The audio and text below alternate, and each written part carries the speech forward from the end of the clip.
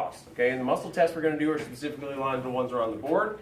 And then I'm looking, basically I'm starting off with the postural assessment, so I'm looking at earlobe down to ankle and then see what kind of formation we have. So my first suspicion if someone has upper cross is if I look and I see basically, leave it, and I see the head is forward, or if I see a gaze that is slightly upwards. Those are my first two sort of indications there. Then I'm going to look at the shoulders. If the shoulders are rounded, it usually comes along with some form of scapular winging, which he has. And then so the straight line down, 1, 2. Shoulders are internally rotated, okay, et cetera, et cetera. So I've suspected this. So now I'm going to muscle test accordingly.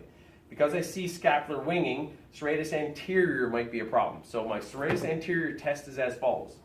He's going to lift his arm up at a 20 degree, okay, so he's going to abduct 20 degrees.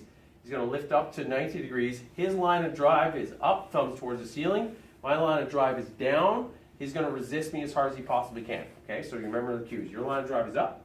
My line of drive is down. You're going to drive up into my hand. I'm going to meet his tension. I'm going to push down. And if it passes, it stays. If it fails, it drops away like it just did. Okay, I can also put my hand on the scapula because if the scapula comes off the thoracic wall, so if I see winging or feel winging into my hand. Okay, so we're going to try that one more time. Your line of drive is up. My line of drive is down. Drive up. Hold. Don't let it move. And you can't hold the position, so that's a weak serratus anterior test. The next test is called the rhomboid. So a simple rhomboid test is if he takes his arms and he pulls them back into this position like this. So we're pulling the arm back, okay? And you can see there's internal rotation as he does that. His line of drive is pull the elbow towards the midline. My line of drive is try and pull the elbow away. So this is like one portion of the rhomboid. But so you're going to pull in, put your hand at, hand at your side. There you go. Pull in, hold, don't let it move. I'm going to stabilize your shoulder. And if it breaks away, it's weak. If it stays strong like it is, it's strong. So when I made the test, his line of drive is pull his elbow, hand at your side. Your line of drive is elbow towards your middle of your body. My line of drive is pull it away. Don't let me pull it. Pull in, pull your elbow in. Don't let it move.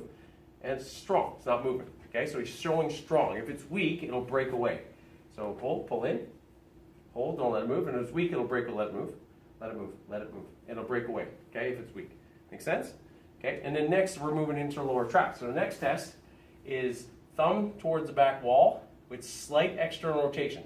So he's going to externally rotate. So his line of drive is going to be up with external rotation. My line of drive is going to be down and across. So his line of drive is up, pull, hold, don't let it move. I'm going to push across the body. His job is to hold it still. Okay, go up, push, hold, don't let it move. And it breaks away, so it's weak. And there's shoulder elevation, which is a synergistic dominance. So the line of drive is up, external rotation, hold, don't let it move. My line of drive is down and across. If it breaks away, it's weak. If it holds, it's strong. And we can do this in sitting, right? Yeah, you can if totally. I'm short. In fact, I preferred sitting, to be perfectly honest, so why don't we do that? She's going to sit. And that, because he can hold on and stuff too, we can create some form of stability. Sit to the front edge of the chair. Good. So same pattern. Your line of drive is up and back. My line of drive is down and across. Do not let me move. You ready? Pull, hold. And same thing. It still breaks away no matter what you're doing holding wise over there. Okay, so he's got weak and he's got synergistic dominance in the trap. So what we've got in this test is a weak lower trap, a strong rhomboid, and a weak serratus anterior. Right? Okay, so awesome. Those are the three ones I want to get to. Sit down one more time. Posterior capsule is another one, so sit to the front edge.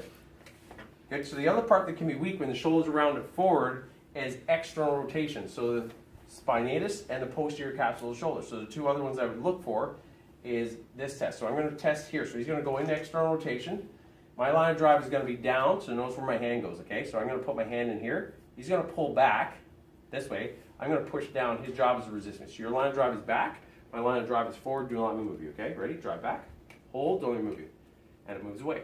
So he's weak in his posterior external rotators of his shoulder as well. Make sense? All right. So these are the four. The other one I would add in is this one, but I have it in a different place, so I'll bring it in afterwards for the posterior deltoid if you like. So serratus anterior. Okay. To summarize, serratus anterior, rhomboid. Third one was lower trap. External rotation on a diagonal up and away, and then last but not least, external rotator. So I support inside the elbow. His line, and this gives me some support in the shoulder as well. His line of drive is up and back. My line of drive is down and across, and his job is to resist me. Okay, that's it.